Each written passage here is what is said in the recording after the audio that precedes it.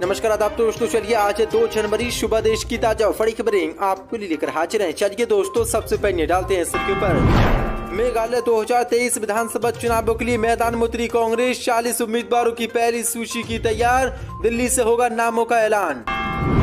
अखिलेश यादव ने गन्ना भुगतान को लेकर योगी सरकार पर बोला बड़ा हमला, कहा किसानों को योगी सरकार दे रही है धोखा, किए झूठे वादे। रसोई गैस के दाम बढ़ने पर कांग्रेस का मोदी सरकार पर बड़ा हमला, कहा नए साल का तोहफा, ये तो अभी मोदी सरकार की सिर्फ शुरुआत है। लव जिहाद को लेकर विश्व हिंदू परिषद ने फिर मोदी सरकार से की मांग, कहा लव जिहाद पर मोदी सरकार देश भर में बनाए कानून। सम्मेद शिखर मामले पर जैन समुदाय के समर्थन में आए अशुद्ध वैसी, कहा फैसले को रद्द करे झारखंड सरकार। बीजेपी नेता सुब्रमण्यम स्वामी ने प्रधानमंत्री मोदी को लेकर दिया विवादित बयान, कहा राम सेतु को राष्ट्रीय विरासत स्मारक के रूप में स्वीकार करने की घोषणा नहीं करते हैं तो मोदी को नमक हरामी के रूप में जाना जाएगा। पश्चिम बंगाल के बीजेपी के विधायक ने दी खुलेआम धमकी, कहा थाना जला देंगे, पुलिस अफसर टीएमसी के एजेंट बनकर काम करें तो उन्हें पीटो। बीजेपी को लगा बड़ा झटका, हरियाणा में यौन उत्पीड़न के आरोपों में घिरे बीजेपी के खेल मंत्री संदीप सिंह ने दिया इस्तीफा, पीड़िता ने जेल में डालने की मांग। तो दोस्तों, सभी खबरों को एक एक कर विस्तार से आपको बताने वाले हैं। वीडियो को दिल से लाइक कर चैनल को सब्सक्राइब जरूर कर लें। इसी के साथ पहली बड़ी खबर के सामने, मेघालय 2023 विधानसभा चुनाव के लिए मैदान में उतरी कांग्रेस, 40 उम्मीदवारों की पहली सूची की तैयार, दिल्ली से होगा ऐलान। 64 पदें। मेघालय प्रदेश कांग्रेस समिति ने 2023 विधानसभा चुनाव के मद्देनजर 40 उम्मीदवारों की पहली सूची तैयार कर ली है।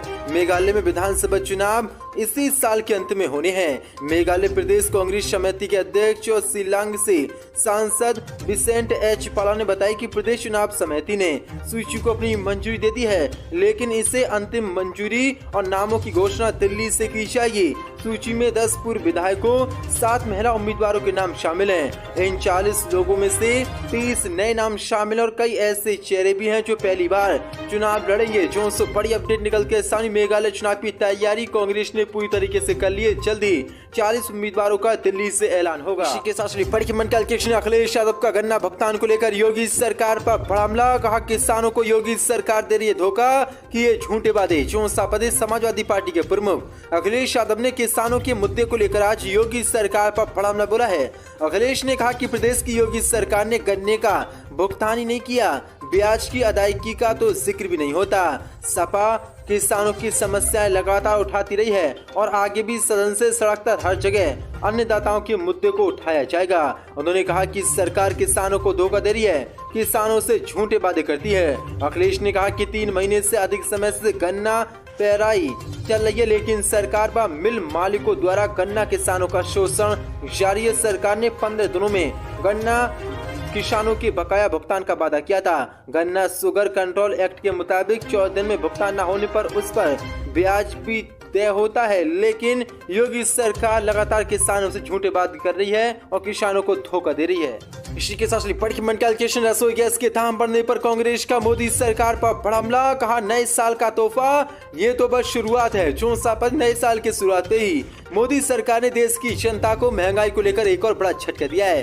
दरअसल आपको बता दें, सरकारी तेल कंपनियों ने पूरे भारत में 1 जनवरी 2023 से गैस सिलेंडर की कीमतों में 25 रुपए की बढ़ोतरी की है। ये बढ़ोतरी केवल कमर्शियल गैस सिलेंडर पर की गई है, जबकि घरेलू गैस सिलेंडर को पुरानी कीमत पर ही दिया जाएगा। कमर्शियल गैस सिलेंडर की कीमतें बढ़ने पर कांग्रेस ने आज मोदी सरकार पर हमला बोला है।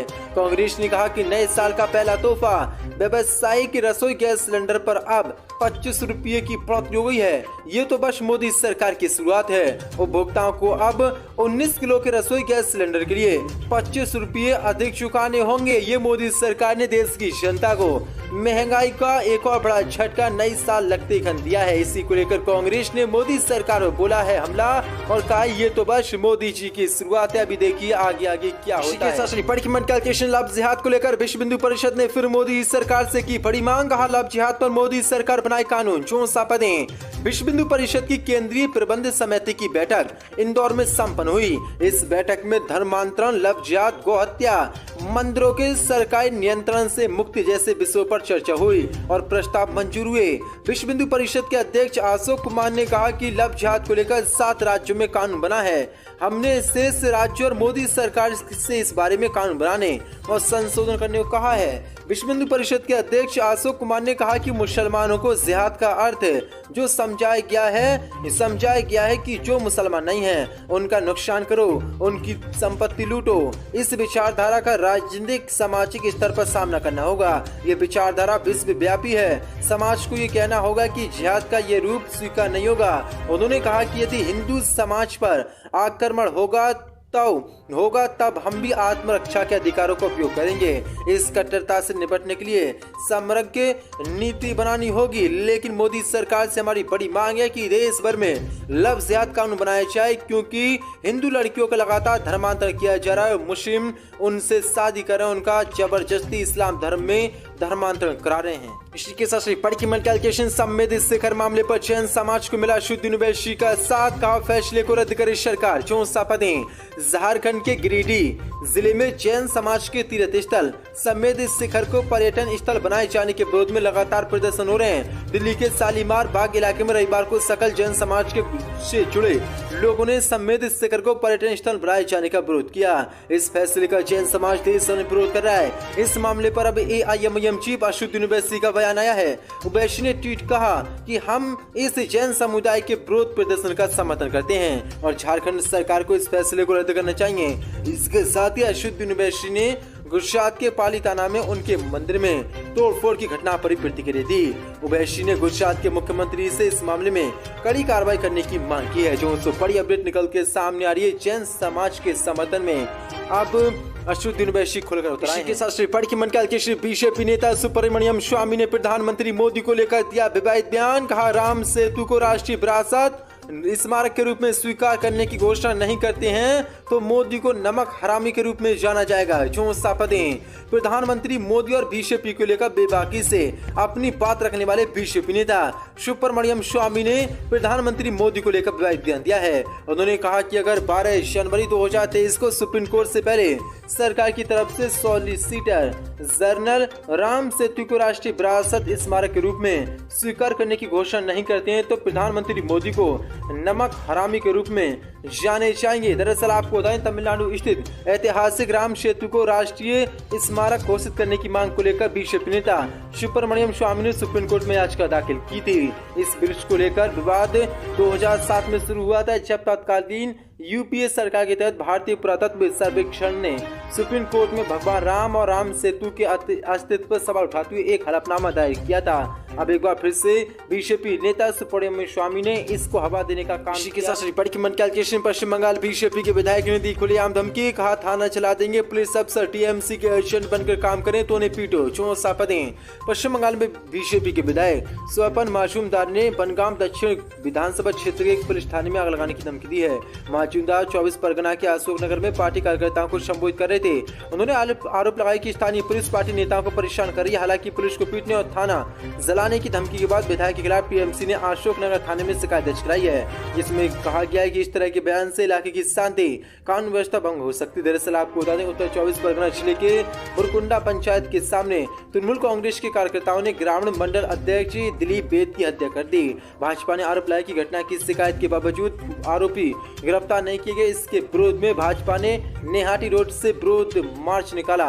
उन्होंने आरोप लगाया कि टीएमसी पुलिस की मदद से ऐसी घटनाएं करने की हिम्मत जुटा रही है, इसलिए अगर पुलिस अपना रवैया नहीं बदलती है तो वह थाने को जला देंगे। जो बड़ी अपडेट निकल के सामने किस तरह से बीजेपी के नेता ही कानून व्यवस्था को ध्वस्त करना चाहते हैं। बड़ी मंडल के हरियाणा में यौन उत्पीड़न के आरोप से घिरे बीजेपी के खेल मंत्री संदीप सिंह ने दिया इस्तीफा। पीड़िता ने जेल में डालने की मांग। 64 पदें।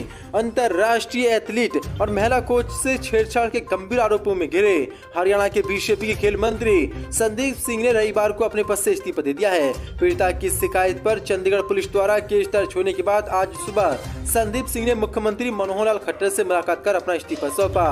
वहीं इस्तीफे के बाद महिला एथलीट ने कहा कि संदीप सिंह को जेल में डालो, इसके बाद ही उत्पीड़न का शिकार हुई और महिलाएं भी सामने आएंगी। चंडीगढ़ के सेक्टर 26 में पुलिस थाने में इस केस में आईपीसी की धारा 354, 354A, 354B, 342 और 506 लगाई गई है। संदीप का कहना है कि नैतिकता के आधार पर उन्होंने अपना खेल विभाग मुख्यमंत्री को सौंप दिया है। इससे पहले महिला कोच ने गृह मंत्री अनिल विज से भी मुलाकात की। महिला कोच ने गृह मंत्री से मंत्री के खिलाफ कार्रवाई की मांग की है। उसने कहा कि जब खेल मंत्री सलाखों के पीछे होंगे तो और भी ऐसी महिलाएं सामने आएंगी जो खेल मंत्री के उत्पीड़न का शिकार हुई हैं। ये पहले से कयास लगाए जा रहे थे कि मामला गंभीर है, खेल मंत्री के पास इस्तीफा देने के अलावा और कोई रास्ता नहीं है। महिला कोच ने जिस तरह कैमरे के सामने खेल मंत्री करतूत उजागर की थी और मामले में तूल पकड़ा था, इसके बाद से बीजेपी सरकार भारी दबाव में थी। पूरा मामला दिल्ली आला कमान के पास पहुंच चुका था। लिहाजा सरकार को और किरकिरी से बचने के लिए खेल मंत्री संदीप सिंह से इस्तीफा लेना ही